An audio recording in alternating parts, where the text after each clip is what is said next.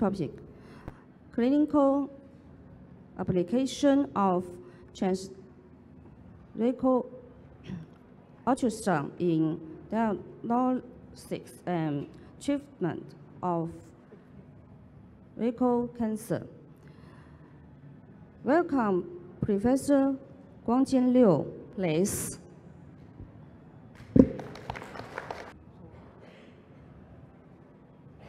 Thank you very much for the chairman's introduction, and it is my great honor to be here, make the presentation at the 2024 VSRNM. And I have to say a little bit sorry, because in China, we can update the PPT before the conference. But this time I'm using the PPT, the basic version and the very preliminary version, updated almost 2 months ago. So it is a little bit too long, so I have to go really fast. Today I'd like to introduce the clinical application of a transrectal ultrasound in the diagnosis and treatment of rectal cancer. I'm Dr. Liu GuangJian from the 6th affiliated hospital of the Xueling University. Our hospital is a GI hospital. We have more than 5,000 cases of colorectal cancer patients for surgery, maybe the highest, the largest center in the world. And recently, Chinese released the incidence of the cancer incidence, and rectal cancer has been the second place, just following the lung cancer. With regard to the diagnosis and treatment of rectal cancer, the ultrasound, especially the endorectal ultrasound, is really important for the clinical evaluation. As we can see, we are using the transrectal ultrasound for the T stage, N stage, and the MRI for judgment, and the EMVI. And also MRI is very important to evaluate the local situation. And for the CT scan, we can find the distant metastasis. But the PET-CT is not recommended in the clinical practice. As we know, the transrectal ultrasound has been used in the 80s with the development of the ultrasound scanner and the probe, so it is more and more widely used, and it is very convenient and cost-effective in the evaluation of the rectal cancer. This is the indication, and I'd like to show we are using the basically we are using the biplane probe and also the 3D strobe in the clinical practice. And as we can see, under the endorectal ultrasound, we can clearly show the 5 layers of the rectal wall, and also the anal cannula. The precise evaluation of the disease is very important for the treatment and the plan to how to perform the treatment. And the MRI and the ERUS is the key for the T stage, N stage, and the CRM, and also the evaluation of NCRT response. As we can see, endorectal ultrasound is the most accurate imaging modality for the T stage, especially for the early T stage, T1 and the T2 is the highest accuracy compared with MRI. On the ultrasound findings, we can see the tumor was restricted to the mucosa layer. Just like this one, we can see the mucosa layer, the thickness is increased, and the submucosa layer is clear. So this is the T1 stage. And this is the 3D image. We can see the hyperechoic submucosa layer is complete. So the lesion was limited to the mucosa layer is a T1 stage. And this is another by using the biplane probe. And with the infiltration goes through, we can see the tumor penetrated the submucosa layer and affected the muscular layer. So we can see this is the T2 stage, but the wall of the rectal is still complete. is clear. So we can see the hyperacuolar layer disappeared here. So this means the tumor is invasive to the muscular layer. And if it goes even through, this is the most common situation in the clinical ultrasound examination. We can see the tumor invaded the whole wall of the rectal wall and even to the surrounding fat tissue. This is the T3 stage. And sometimes it's locally invasive of the surrounding tissue. And when the tumor invasion to the adjacent structure or the peritoneal, it is T4. As for this case, we can see the prostate has been invasive. This is a T4 stage. And this case is invaded to the uterus. And we compared the diagnostic accuracy of ERUS and MRI in our center. This is almost 10 years ago. And as we can see, the accuracy of endorectal ultrasound is a little bit better than the MRI, especially for the early stage. For the T1 stage, we have the accuracy of over 90%, but for MRI, it's only 70 to 80%. But for the T3 and T4 stage, it is the equal modality. We have some advantages, which is a very high resolution and real-time observation and non-invasive. But also we have some limitation because when the tumor is too high, we cannot reach it. So sometimes, and also we will be influenced by the vacuum in the rectum. MRI, the advantage is we can observe the whole rectal cancer in the surrounding tissue. So the next topic I'd like to talk about the mesorectal fascia. As you can see, this is a specimen after the resection. The surrounding tissue, there is a small, very thin tissue. This is the mesorectal fascia. It is really important for the surgeon because if they can resection the whole rectal surrounded by the MRF, so which means the resection is very successful and can lower the local recurrence rate. The MRF can be depicted on the MRI image very clearly, as we can see here. This is the surrounding MRF. If the tumor is 1 millimeter away from the MRF, the surgeon can perform the operation very successfully. But if it is invasive, the MRF, so which means we have to perform the neoadjuvant chemotherapy or radiotherapy to lower the incidence of the local recurrence. So this is the sample of an MRI image, and the pathology sample we can see corresponding very well. But we found on the ultrasound, we can also correspond the MRI. We can see the ultrasound can also show the MRI very clearly. So in our hospital, we perform another study to compare the MRI, the judgment of the value of endorectal ultrasound in the evaluation of MRI. And we found for the lower rectal cancer and for the anterior wall or the whole wall, we have a different accuracy. Because the fat tissue is very few in the anterior wall, so we have the lowest accuracy for the anterior wall tissue. But for the higher, for the middle and the lower rectal cancer and for the post or the all surrounding, we have a very high accuracy. So ERUS is very important to evaluate the MRI in combination with the MRI. And next, I'd like to see, because in the clinical practice, most of the time we have the locally advanced rectal cancer, which means LARC.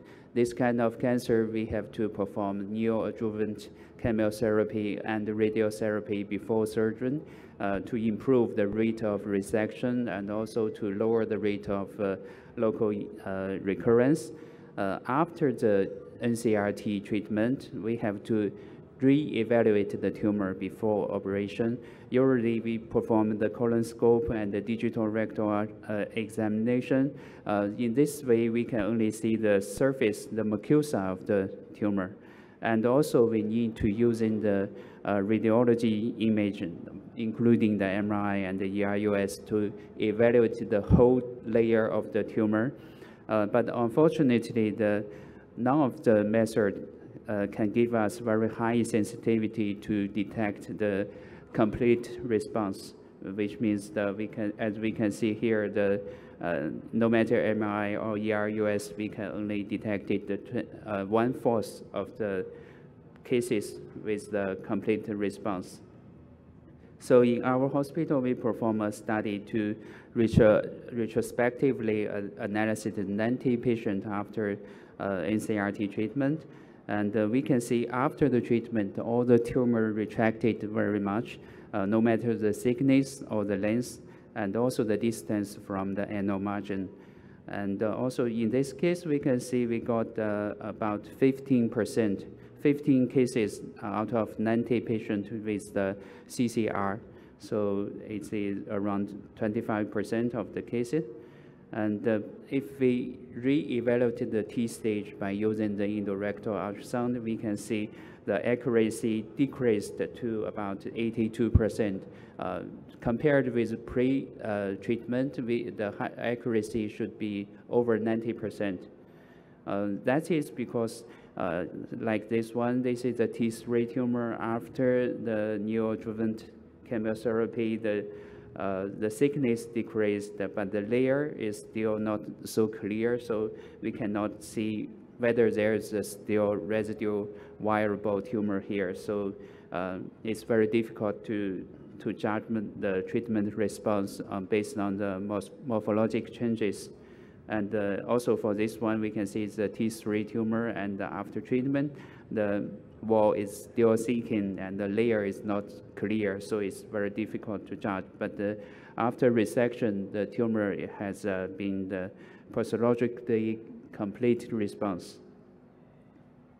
So in the evaluation of the treatment response, we are using the TRG grade, which divided from 0 to grade 3.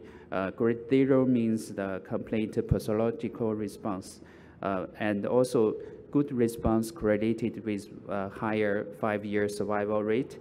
And also, as we can see, if the tumor has been complete response by the TRG, evaluated by TRG, we can take the strategy to wait and see to avoid the surgical resection. So in our hospital, we retrospectively collected 90 patients with the locally advanced rectal cancer to evaluate the treatment response. This is the instrument we are using, and we analyzed the T stage, and also we quantitatively analyzed the cancer.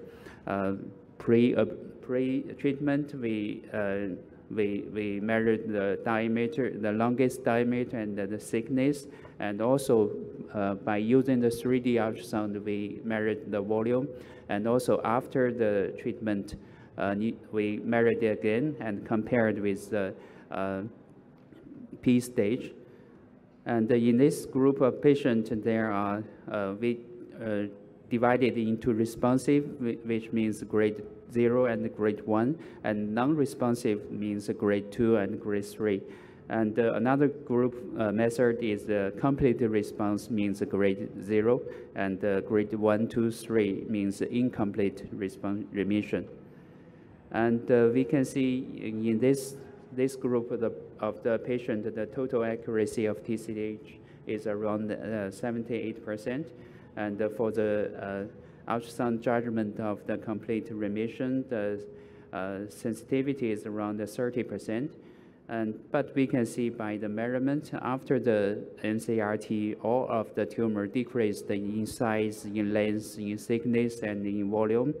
And if we are using the responsive and the non-responsive, complete or incomplete to compare, we found in the responsive group, the tumor shrinkage rate are much higher than the non-responsive, and the shrinkage rate is higher.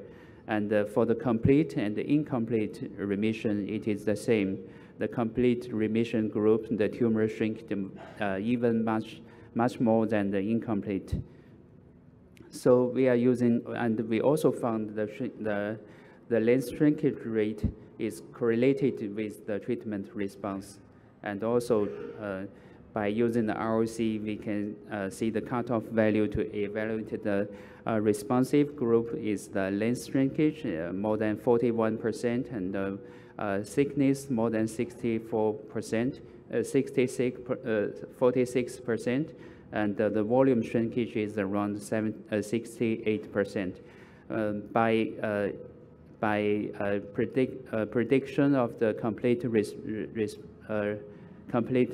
response, the length, width, and the volume shrinkage is a little bit higher, both with a very high area under the ROC.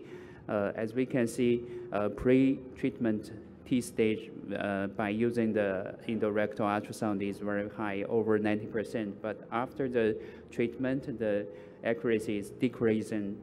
The literature reported is around 25 to 82%. It is mainly because after the radiation therapy, the morphological changes, the fibrosis, the inflammatory, so it's difficult for the ultrasound to see the pathological changes to differentiate from the viable tumor inside. In this group of patients, we can see 25 patients achieved the PCR. By using ultrasound, we can only correctly know 8 of them.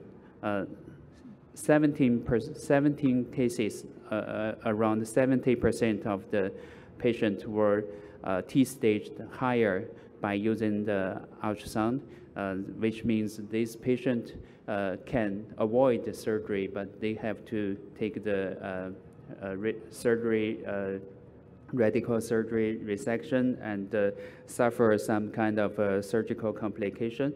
And in 5 cases, around we stage too low, which means there is a viable tumor. But this kind of patient, if they have the watch and wait strategy, which means if the tumor recurrent, so they will lose the chance to operation maybe.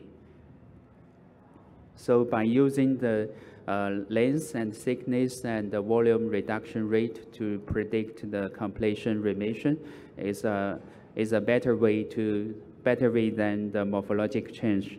We can increase the sensitivity to 60 to 80% compared with endorectal ultrasound. And also we found in the some literature reported they are using the MRI and also calculate the volume shrinkage rate. It is similar with our result, is 70 to 75% remission, which can predict the very high accuracy of the complete response. So, and also we tried a little bit by using the contrast ultrasound to evaluate the treatment response. This is a very preliminary research and still not got the normal result. But I updated in my new PPT. We recently published a paper. It is because through the transrectal ultrasound guided the whole layer biopsy of the tumor, and it can significantly lower the rate of the non-positive diagnosis of the treatment response. And this part of the study is still under investigation, not published. And I'd like to show by using the contrast ultrasound, we still can show some trend for the evaluation of the treatment response. This is the before treatment, then the layer of the rectal and also the tumor increased enhanced after injection of the contrast agent, and we can perform the TIC curve. And after treatment, we can see the responsive group, the enhancement, the parameter of the enhancement decreased. And also the complete remission group also decreased significantly. So, but it is still the preliminary report, the result. I'd like to show it later in the future. So in this study, we can see, and also we can performing the transrectal ultrasound guided biopsy for the lymph nodes, because this case is the 5 millimeter, which means 50% of positive metastasis.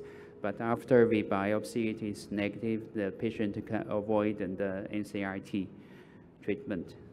Okay, that's my the presentation. Thank you very much for your time. Thank you. Thank you, Professor GuangJian Liu, for your wonderful speech.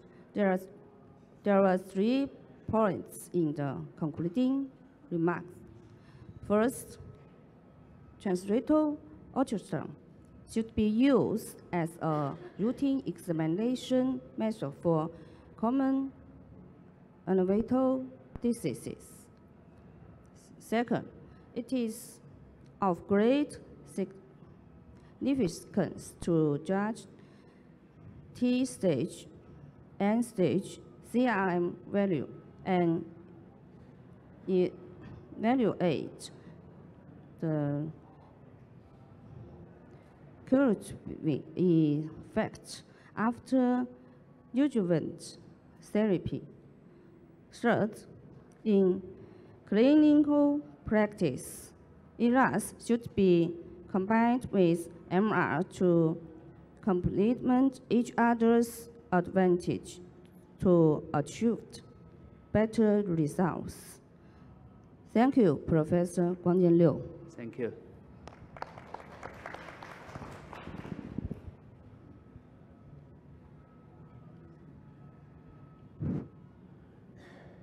The next professor is Liu Xueling. Give us the course application of macrogenital ultrasound in shoulder pain. Please, Professor Liu Xueling.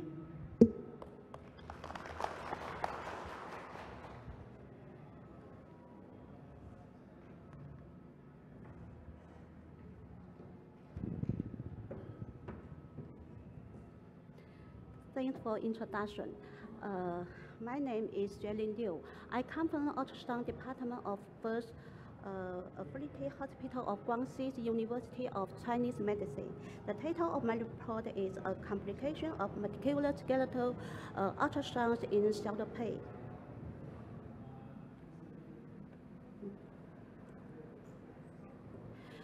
We know shoulder pain is a common symptom. We can see many patients in different parts in hospital. Epidemiologist invitation shows that prevalence prevalence of shoulder pain is 6% to 27%. It is the first major disease of system mountain. The elders of the age, the higher of the prevalence. With the advancement of science, the shoulders diagnosis is becoming more accurate. So we said little trend-based story.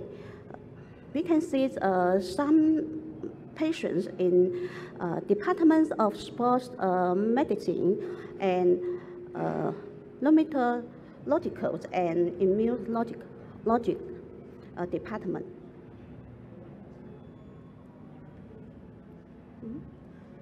Okay.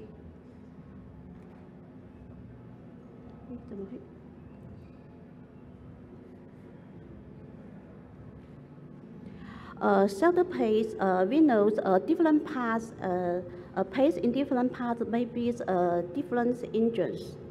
For example, outside shelter pace may be several mirrors bursitis, and pace on the posterior shelter side may be rotator cuff tear injuries.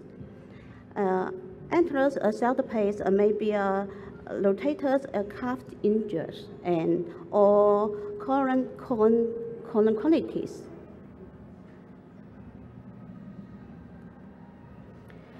Common shoulder drains mess. We know physical examination is a foundation, but we know all physical examination denotes plastics or cuff tears. So it is necessary to do imaging, medicine images. MRI enclosing contrast images, it is a common medic mass. And ascalop, ultrasounds have a many advancements.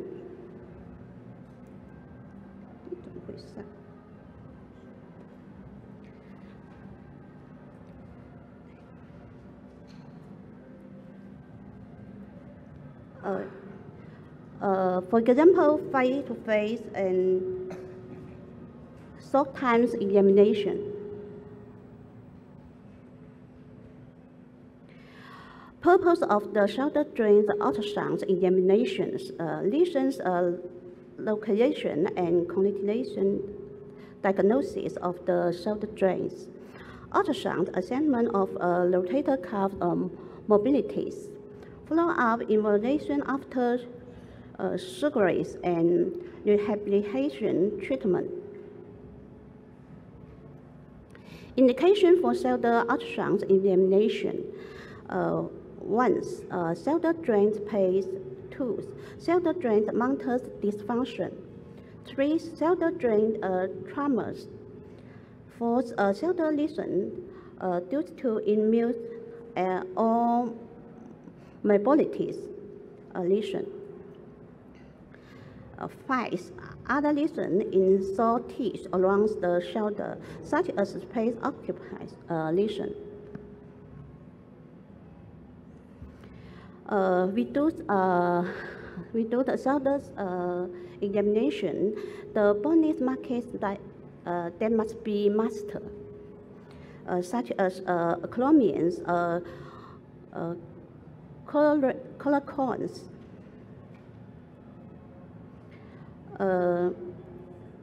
For example, collarbones, chromiums, and collar cones, and head of the humerus.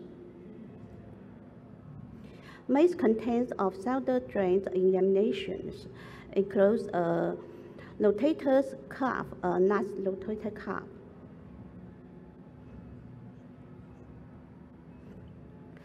Rotator cuff includes tendons of suprascapular muscle, tendons of supraspinatus muscle,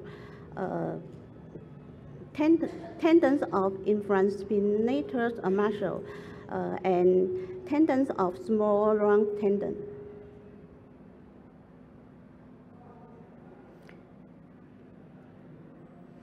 The portion of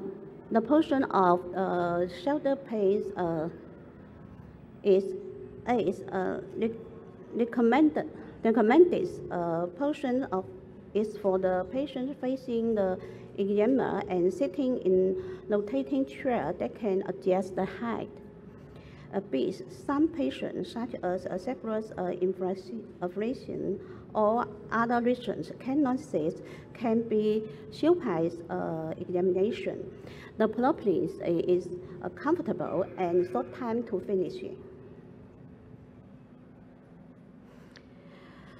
Inspection requirements is 7 to 10 million hertz range probe. B is pay attention to the contrast on both sides, all sweep, track, and dynamic sweep. C is straight standard or comprehensive. D is from the tendon junction to the attended point. Shoulder scan stand. According to Chinese guidelines for musculoskeletal ultrasounds 20 to 22, the biceps long has tendons. 1, 2, tendons of subscapularis muscle. 3, tendon of supraspinatus muscle. 4, the supraspinatus tendon, small right tendons. 5, the posterior genois, lobulus, and generous joints, acromius, oculus joints, and choric shoulders ligament. The portions bicep long has tendons. The portions have. Do you have money? We can see the long bicep long has tendon. 2, inomanis, tendon of supraspinatus tendons. 3, the supraspinatus tendons examine the body's portion.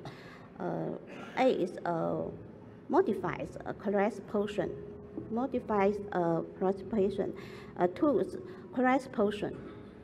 It is let me see, I have money. The probe was up to sweep the supraspinatus tendons. The supraspinatus tendons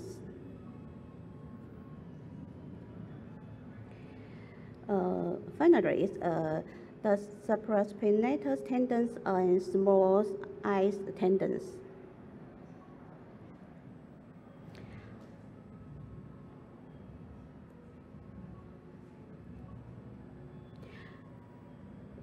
Pathological grades of rotator cuff have 3 levels.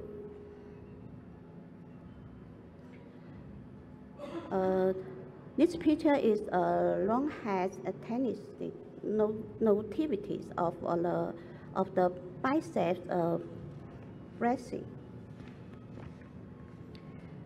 This paper is classificantis.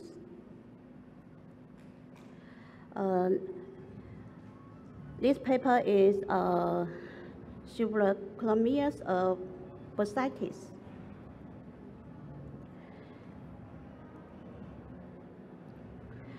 We can do